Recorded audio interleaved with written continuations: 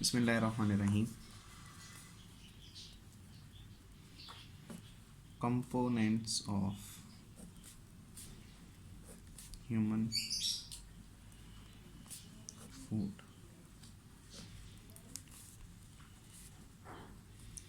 आपने ये कहा कि जिस तरह बाकी ऑर्गेनिजम्स को खुराक की ज़रूरत होती है या मुख्तलिफ तरह के न्यूट्रिएंट्स की ज़रूरत होती है, सिमिलरली जो ह्यूमंस हैं इनको भी चाहिए।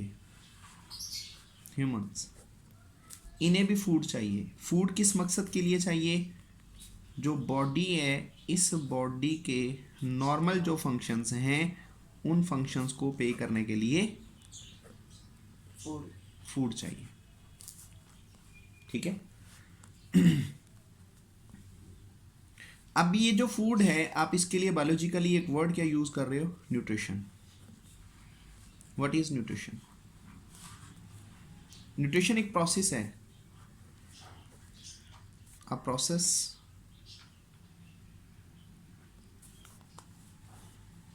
of providing or obtaining food for growth and development।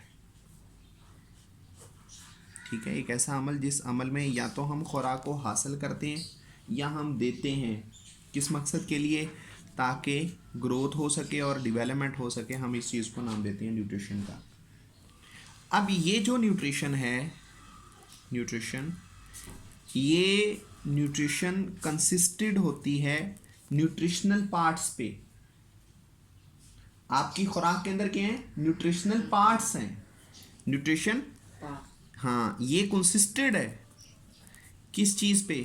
Nutritional parts पे, जिन्हें न्यूट्रिएंट्स कहते हैं। अब कौन कौन सा न्यूट्रिएंट्स है? पहला न्यूट्रिएंट्स कार्बोहाइड्रेट्स। आपने कहा जी कार्बोहाइड्रेट्स क्या होते हैं? बेसिकली ये ग्लूकोज है। ठीक है। एनर्जी का एक मेन चीप सोर्स होते हैं। 2/3 जो सी है टोटल एनर्जी का कंटेंट हमें कार्बोहाइड्रेट से मिलता है। बहुत जल्दी टूट के आपको ये एनर्जी प्रोवाइड कर देते हैं। कार्बोहाइड्रेट जो होते हैं कुदरती तौर पर मिलते हैं और सबसे ज़्यादा कहाँ होते हैं? प्लांट्स में। आपकी रोटी कार्बोहाइड्रेट्स, आपके फल कार्बोहाइड्रेट्स, आपकी सब्जियां कार्बोहाइड्रेट्स। ठीक हो गया। ये हर एक चीज़ जो होती है ये क्या है? कार्बोहाइड्रेट्स। और कार्बोहाइड्रेट्स कुदरती तौर पर बनते हैं, आप इन्हें खुद नहीं बना सकते। फ्रूट आप खुद नहीं प्रिपेयर कर सकते, लेबॉर्ट्री में नहीं बन सकते। ठीक है। वेजिटेबल्स हैं वो आप लेबॉर्ट्री में नहीं बना सकते। तो ये सारे क्या हैं? कार्बोहाइड्रेट्स। तो फिर इसके बाद सेकंड न्यूट्रिएंट्स है जिसे हम रीड आउट कर रहे हैं, लिपिड्स। तो लिपिड्स क्या हैं? लिपिड्स ग्रुप होते हैं किसका? फैटी एसिड का एंड ग्लिसरॉल का। फैटी एसिड और ग्लिसरॉल। फैटी एसिड और ग्लिसरॉल जब आपस में मिलते हैं तब क्या प्रिपेयर्ड होता है? लिपिड्स बनते हैं। और लिपिड्स क्या होते हैं हमारे पास? आप ये कहते हो कि लिपिड जो से हैं, हाँ, लिपिड्स इनमें फैटी एसिड्स होती हैं। ये फैटी एसिड्स आगे दो तरह से होती हैं। एक जो से होती हैं वो सैचुरेटेड फैटी एसिड होती हैं, एक जो से होती हैं वो अनसैचुरेटेड फैटी एसिड होती हैं। दो तरह की ये फैटी एसिड्स होती हैं, एक सैचुरेटेड और एक अनसैचुरेटेड। तो ये आपको मक्खन में मिल जाएगी, घी में मिल जाएगी। ठीक है। तो लिपिड्स में आप दो चीज़ें ज़्यादा बोल रहे होते हैं, एक आप ऑयल बोल रहे होते हो और दूसरा आप क्या बोल रहे होते हो? ऑयल के साथ साथ आप, हाँ जी, फैट्स का जिक्र कर रहे होते हैं। तो जिसमें घी आ जाता है, चर्बी आ जाती है, ये सारे आपके पास क्या होते हैं? लिपिड्स होते हैं। अब तीसरा जो न्यूट्रिएंट्स होता है वो हमारे पास क्या हैं? प्रोटीन्स हैं। अब प्रोटीन्स क्या होते हैं? प्रोटीन्स ग्रुप होते हैं अमाइनो एसिड्स का, group of amino acids. Amino acids की यहाँ पर लॉन्ग चेन्स होती हैं, तो वो लंबी चेन्स अमाइनो एसिड्स की मिलकर जो चीज़ बना रही होती हैं वो प्रोटीन्स होती हैं। आपके बॉडी में या आपका जो सेल होता है उसमें डिफरेंट वर्क परफॉर्म कर रही होती हैं क्या? प्रोटीन्स डिफरेंट वर्क पे करती हैं। हमारी बॉडी की बात कर लें या फिर जो हमारे सेल्स होते हैं आप उनकी बात कर लें, उनमें एक काम परफॉर्म नहीं कर रहे होते, मुख्य तरह से ये वर्क परफॉर्म करती हैं। ठीक हो गया। किस तरह से? सपोज दैट सेल की बात कर लें तो सेल के अंदर साइटोप्लाज्म, इसमें प्रोटीन्स होती हैं। इसके बाद मेम्ब्रेन की बात कर लें, इसमें प्रोटीन्स होती हैं। सेल के अंदर ऑर्गेनेलीज हैं, इनमें प्रोटीन्स होती हैं। ठीक है, तो ये सारी सेल के अंदर होती हैं। हम अपने बॉडी की बात कर लें तो बॉडी के अंदर हमारा जो मैस, गोश्त है, ये प्रोटीन का, हमारे मसल्स ये प्रोटीन्स के, लिगामेंट्स ये प्रोटीन्स के, टेंडेंस ये प्रोटीन्स के, हमारा ब्लड इसमें प्रोटीन्स, तो ये सारी क्या होती हैं? प्रोटीन्स। तो अब आप प्रोटीन्स को ओबटेन कहाँ से करते हैं? प्रोटीन्स को ओबटेन करने का एक सोर्स नहीं है, मुख्तलिफ तरह के सोर्सेज होते हैं जहाँ जहाँ से आपको प्रोटीन्स मिलती हैं। अब वो मुख्तलिफ सोर्सेज में क्या होता है? आपको दूध से प्रोटीन्स मिल जाती हैं, आपको अंडे से प्रोटीन्स मिल जाती हैं। अंडे के अंदर एक सफ़ेदी होती है जिसे एल्ब्यूमिन कहते हैं, आपको उससे प्रोटीन्स मिल जाएगी। इसके बाद आपके पास दालें होती हैं, ग्रेन्स, सीड, सीरियल्स, प्रोडक्ट्स जितनी भी होती हैं, इनसे, हाँ जी, जर्दी से क्या मिलता है? जो जर्दी होती है उसके अंदर फैट होती है, लिपिड्स वगैरह उसके अंदर होते हैं, उसमें प्रोटीन्स नहीं होती। ठीक है, तो इसके बाद कुछ डेयरी प्रोडक्ट्स होती हैं, तो डेयरी प्रोडक्ट से आपको क्या मिल जाएगी? प्रोटीन्स मिल जाती हैं। ठीक है, अब अगर आपके पास 1 ग्राम प्रोटीन है तो कितनी एनर्जी निकलती है? 1 ग्राम प्रोटीन में से 4 किलो कैलोरी पैदा होती हैं। इसी तरह आपने ये कहा था, हाँ जी, कि जो लिपिड है, अगर 1 ग्राम लिपिड होता है तो इसमें 9 किलो कैलोरी पैदा होती हैं। इसी तरह आपने कार्बोहाइड्रेट की बात की थी, 1 ग्राम हो तो, हाँ जी, 4 किलो कैलोरीज पैदा होती हैं। ठीक है जी। अच्छा, इसके बाद हमारे पास आगे है मिनरल्स। अगला न्यूट्रिएंट्स है ये मिनरल्स। तो मिनरल्स क्या होते हैं? ये असल में इनऑर्गेनिक कंपाउंड्स होते हैं।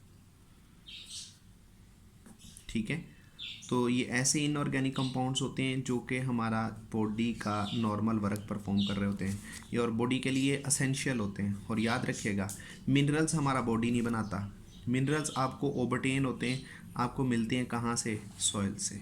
ये सॉइल बनाता है। सॉइल से फिर आगे 2 तरह से मिनरल चले जाते हैं, प्लांट्स में चले जाते हैं मिनरल्स और एनिमल्स के जिस्म में चले जाते हैं। अब आपको इनडायरेक्टली मिनरल्स मिलते हैं कहाँ से?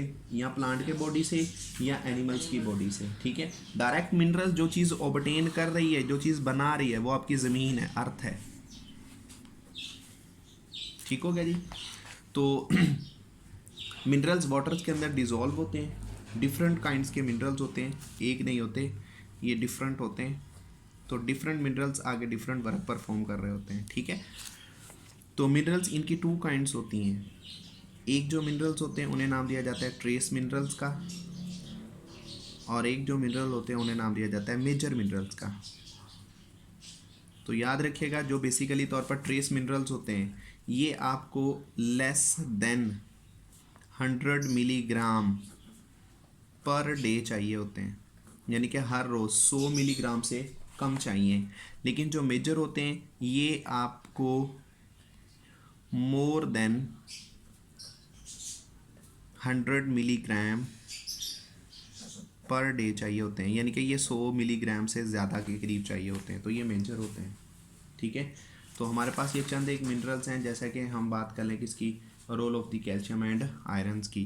तो ये एक टेबल बना हुआ है, इस टेबल के अंदर इन्होंने सभी मिनरल्स को मेंशन किया हुआ है। ठीक है, तो अब ये जो कैल्शियम है और आयरन है, तो पहली तो बात ये है कि जो कैल्शियम है, role of calcium and iron.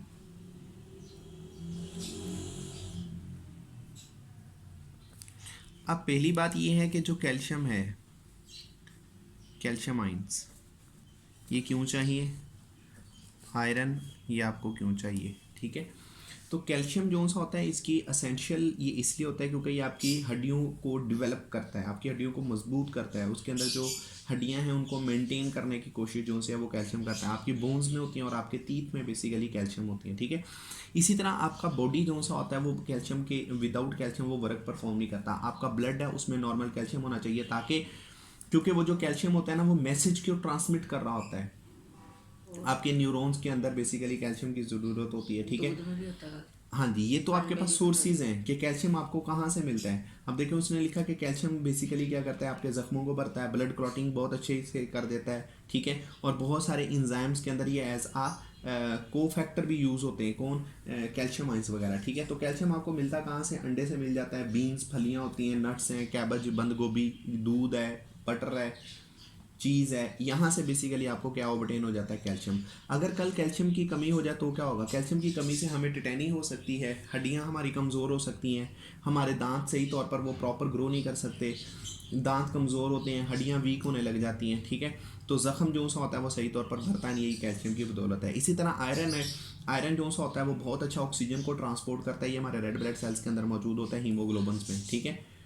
तो मायोग्लोबिन हमारे मसल्स में होती है, तो मसल्स के अंदर भी ये बेसिकली तौर पर प्रोटीन्स मौजूद होती है, तो इस प्रोटीन्स के अंदर भी आयरन मौजूद होता है, ठीक है। तो आयरन जो सा होता है ये भी एक को इंजाइम्स, एक को फैक्टर के तौर पर काम करता है। तो इसके बाद जो आयरन होता है ये हमारे इम्यून सिस्टम को भी सपोर्ट कर रहा होता है। अगर कल आयरन की कमी हो जाती है तो आयरन की कमी की वजह से हमें खून की बीमारियां हो सकती हैं, ऑक्सीजन की सही ट्रांसपोर्टेशन नहीं हो सकती, ठीक है। तो आयरन हमें मिलेगा कहाँ से, हमें रेड मीट यानी कि गाय भैंस भेड़ बकरी इनके गोश्त से मिल जाता है, अंडों से मिल जाता है, अंडे की जो यॉक होती है उसके अंदर आयरन मौजूद होता है, ठीक है। और इसके बाद होल व्हीट की बात कर लें तो पूरी की पूरी यानी कि एक होता है ना आटा आप छान लेते हैं वो वाला नहीं, बगैर छने हुए जो आटा होता है उसको होल व्हीट कहते हैं, उसमें मिल जाएगा, फिश में आ जाएगा, पालक आ जाती है, सरसों के पौधे आ जाते हैं। तो इनसे आपको क्या मिलती है, बहुत अच्छी मिकदार में आयरन ओबटेन हो जाती है, ठीक हो गया। तो ये असल में है क्या, कैल्शियम ये भी मिनरल्स हैं, आयरन ये भी मिनरल्स हैं। तो मिनरल्स आपके बॉडी को रिक्वायर्ड होते हैं, बेशक वो कम चाहिए लेकिन ज़रूरी होते हैं।